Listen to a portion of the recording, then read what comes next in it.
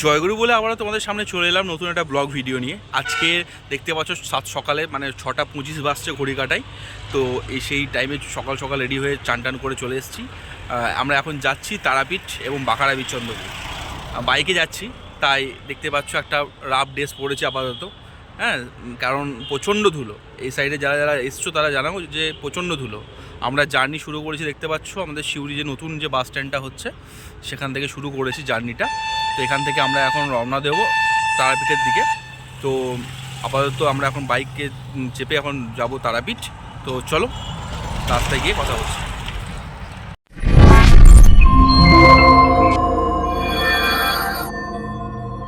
আমরা এখন তিলপাড়া ব্রিজের ওপর দিয়ে রওনা দিচ্ছি মা তারার দর্শনের উদ্দেশ্যে, অর্থাৎ তারাপীঠে। এই তারাপীঠ কীভাবে যাবেন, কোথায় থাকবেন এবং কিভাবে গেলে আপনাদের মায়ের দর্শন খুব তাড়াতাড়ি হবে, এই পুরো ভিডিওতেই সেই সম্পূর্ণ আলোচনা আমরা করেছি। তো ভিডিওটি শেষ পর্যন্ত দেখুন, আশা করি ভালো লাগবে। আপনারা যারা বাইরে থেকে ট্রেন ধরে তারা মায়ের উদ্দেশ্যে আসছেন তারা রামপুরহাট স্টেশনে এসে নামতে পারেন। সেই রামপুরহাট স্টেশন থেকে অটো এবং টোটো অ্যাভেলেবেল পেয়ে যাবেন। 40 টাকা 50 টাকার বিনিময়ে আপনি পৌঁছে যাবেন আপনার গন্তব্যস্থল অর্থাৎ তারাপীঠের মায়ের উদ্দেশ্যে।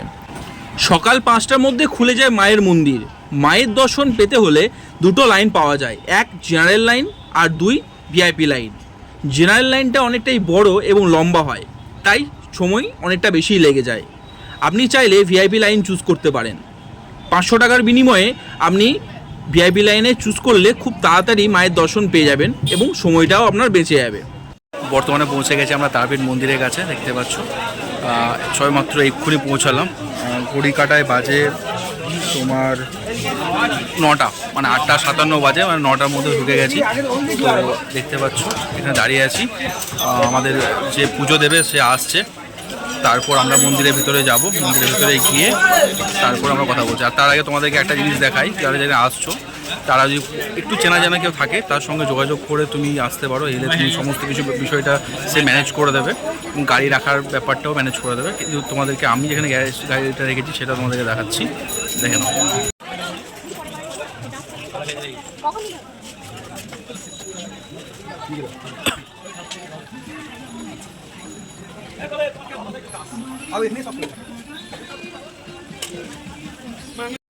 আমরা এখন বসে আছি পুজো দেওয়ার যেখানে জায়গা আছে সেখানে, ঠিক আছে। এখানে সবাই এসে এখানে বসে থাকতে পারো এবং বিভিন্ন যারা পুজো দেবে তাদের সঙ্গে কন্ট্যাক্ট করে পুজো দিতে পারো। তো আমরা এখন আমাদের এখানে পরিচিত একজন রয়েছে, তো তার কাছে আমরা এখানে এসেছি এবং বসে আছি।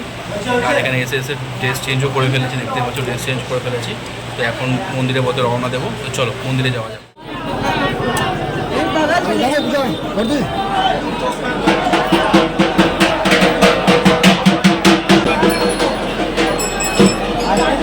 কিন্তু ভিড় আছে, টাইম লাগবে।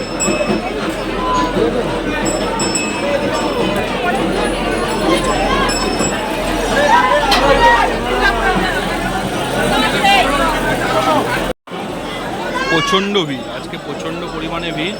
এখন পুজো দেওয়ার জন্য যাচ্ছি।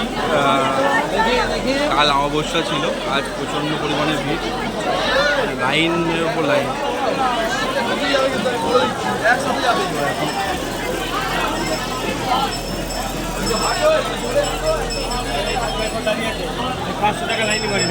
ভিআইপি লাইন,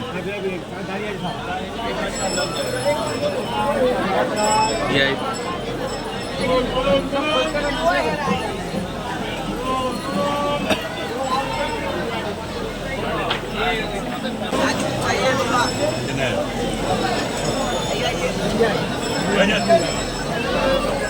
এইটা হচ্ছে ভিআইপি লাইন, এত বড় লাইন।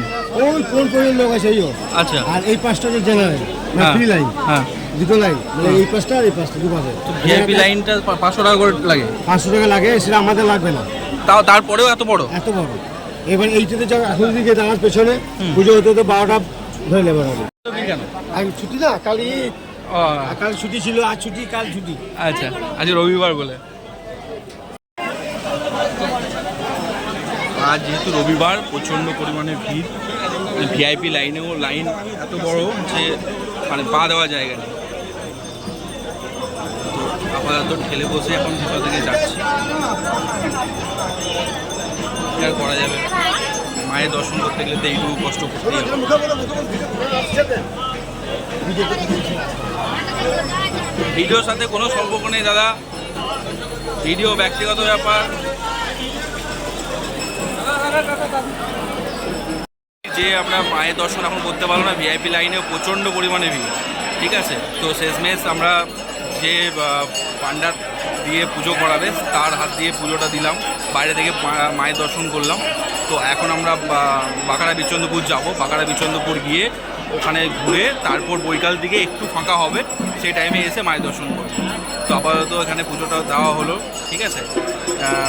তো চলো আপাতত এখন রওনা দেওয়া যাক বাঁকড়া বিচন্দ্রপুরের দিকে, ঠিক আছে। তোমাদেরকে ভিউজটা এখন দেখায় পেছন দিকে কী লেভেলের ভিড় দেবো। তো চলো গাইস, আমি এখান থেকে বেরিয়ে কথা বলছি। ফাইনালি চলে এলাম বাঁকড়া বিচন্দ্রপুরে। জাস্ট এক্ষুনি বাইকটা পার্কিং করে জাস্ট দাঁড়ালাম, দেখতে পাচ্ছ চলে এসেছি। এখানে সম্পূর্ণ বাইক পার্কিংয়ের জায়গা আছে, বাইক এখানে পার্কিং করতে পারো, গাড়ি, 4 চাকা, টোটো যেভাবে আসতে চাও এখানে আসতে পারা যাবে, কোনো অসুবিধা হবে না। তো আপাতত আমরা ইসকন মন্দিরে পৌঁছে গেছি। দেখি এখানে কতটা ভিডিও করার অ্যালাউ আছে না আছে। যদি ভিডিও করা অ্যালাউ থাকে তো সম্পূর্ণ বিষয়টা তোমাদেরকে তুলে ধরার চেষ্টা করব। তো ফাইনালি আমরা এখন দেখতে পাচ্ছ উঠছি মন্দিরে, মন্দিরটা পেছনে, আমি সামনে। চলো ভেতরে যাওয়া যাক। ফাইনালি রাধা গোবিন্দ মন্দির দর্শন করে বাইরে বেরোলাম। মন্দিরের ভেতরে কোনো রকম ছবি বা ভিডিও করা নিষেধ, তাই ভিডিও করে তোমাদেরকে তুলে ধরতে পারলাম না। আপাতত আমরা মন্দিরের বাইরে বেরিয়ে ভিডিওটা করছি। তোমাদেরকে চেষ্টা করবো এখানে সমস্ত জায়গাটা তুলে ধরার। বাট এখানে সবথেকে বড় ব্যাপার ভালো জায়গা হচ্ছে সেটা হচ্ছে এখানকার অ্যাটমসফিয়ার। মায়াপুর নবদ্বীপে গেলে কী হয়, সেখানকার গ্রাম্য পরিবেশ তো নয় এখানে, বাট বাঁকড়া বিচন্দ্রপুরটা পুরোটাই গ্রাম, এবং এটা আস্তে আস্তে সেটা খুব জনবহুল একটা এলাকা হয়ে গেছে এবং খুব মানুষের কাছে প্রচার হয়ে গেছে এবং খুব সুন্দর একটা জায়গা, নিরিবিলি জায়গা। তো যারা যারা এখানে ইসকন মন্দির আসতে চাও তাদেরকে প্রত্যেককে বলবো যে বাঁকড়া বিচন্দ্রপুর এসে একবার দর্শন করে যাও। তো চলো আপাতত তোমাদেরকে বাকি অ্যাটমসফিয়ারগুলো দেখানোর চেষ্টা করি। সিংহবাহিনী দাঁড় হয়ে আমরা এখন রওনা দেব জগন্নাথ দেব মন্দিরের উদ্দেশ্যে। এই পথ হয়ে হেঁটে গেলেই জাস্ট একটুখানিকের পরেই জগন্নাথ দেবের মন্দির। তো সেই পথ হয়েই এখন আমরা রওনা দিচ্ছি, যাচ্ছি জগন্নাথ দেবের মন্দিরে। এখানে কোনো রকম ফোন অ্যালাউ নেই, তাই বাইরে থেকেই আপনাদেরকে দেখাবো জগন্নাথ দেবের মন্দিরটি। তো চলুন যাওয়া যাক।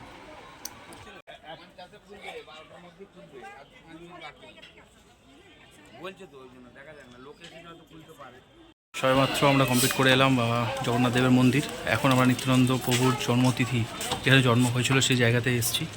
তো দেখতে পাচ্ছ ভেতরে এখন কাজ চলছে, ভেতরে প্রবেশ করব। জানি না ভেতরে মোবাইল অ্যালাউ আছে কি না, যদি অ্যালাউ থাকে তাহলে অবশ্যই ক্যামেরা করে দেখাবো, আর যদি অ্যালাউ না থাকে তাহলে বাইরে এসে ভিডিও বানাতে হবে। তো চলো ভেতরে যাওয়া যাক। এইমাত্র জগন্নাথ দেবের দর্শন হয়ে গেল, এখন আমরা যাচ্ছি আরেক নিত্যানন্দ প্রভুর জন্মতিথিতে জায়গায়, যেখানে নিত্যানন্দ প্রভুর জন্ম হয়েছিল সেই জায়গাটাতে এখন যাচ্ছি। সব নতুন নতুন জায়গাগুলো এক্সপ্লোর করছি। চলো ভেতরে যাওয়া যাক। আমরা এখন চলে এসেছি গৌরী মঠে। এই মঠটি ভেতরটা খুবই সুন্দর এবং বিশাল আয়তাকার। এখন সেই দৃশ্যই তোমাদের সামনে তুলে ধরছি ক্যামেরাবন্দি করে।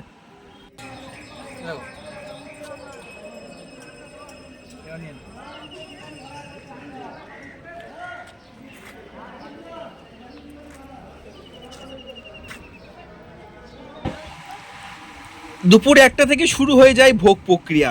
আমরা এখন দাঁড়িয়ে আছি ভোগ গ্রহণের উদ্দেশ্যে। এখানে পার হেড 80 টাকার বিনিময়ে ভোগ গ্রহণ করতে পারেন।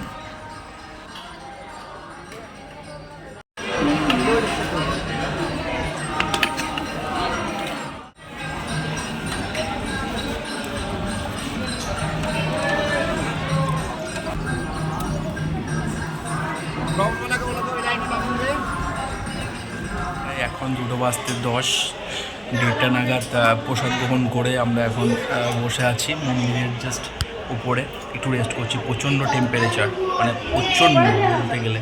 এখনও গ্রীষ্মকাল শুরু হয়নি, আমি ভাবছি বৈশাখ জ্যৈষ্ঠ মাসে কী অবস্থা হবে। তাই এখন আমরা 1টা নাগাদ প্রসাদ গ্রহণ শুরু হয়ে যায়। প্রসাদ পার হেড হিসাবে আপনার 80 টাকা করে নেওয়া হয়। তো টাকাটা বড় ফ্যাক্টর নয়, ঠিক আছে, এক্সপিরিয়েন্সটা সবথেকে বড় জিনিস, ঠিক আছে। খুব ভালো একটা পজিটিভ এনার্জি নিয়ে এখানে কাটালাম অনেকটা সময়। তোমরা যারা বাইরে থেকে আসছো, সেটা তুমি কলকাতা হোক বা কলকাতা থেকে যদি আসছো বা বাইরে থেকে আসছো, তোমরা যদি ট্রেনে আসো তাহলে তুমি তারাপীঠ স্টেশনে নামতে পারো। তো সেখান থেকে অটো ধরে তুমি চলে আসতে পারবে, একটুখানি রাস্তা। সেখান থেকে তারা মায়ের দর্শন করে 8 থেকে 9 কিলোমিটার রাস্তা হচ্ছে বাঁকুড়া বীরচন্দ্রপুর। আমি প্রত্যেকে রেকমেন্ড করবো একবার হলেও এখানে এসে একবার ঘুরে যাও, খুব ভালো একটা পজিটিভ এনার্জি নিয়ে তোমরা ফিরে যাবে। তো আপাতত প্রচণ্ড টায়ার্ড, খাওয়া দাওয়া করেছি। 3টে নাগাদ এখান থেকে বেরিয়ে যাবো, 2টো বাজতে 10, এখন ঘড়ি কাটায়। 3টে নাগাদ এখান থেকে বেরিয়ে যাবো বাড়ির পথে। তো একটুখানি রেস্ট করে নিচ্ছি, বসে আছি এখানে, আর কোথাও কিছু ভালো লাগছে না। তো চলো আজকের মতো ভিডিওটা এখানে শেষ করছি, আবার দেখা হবে অন্য কোনো দিন নতুন কোনো ভিডিও নিয়ে। ততক্ষণের জন্য বাই বাই।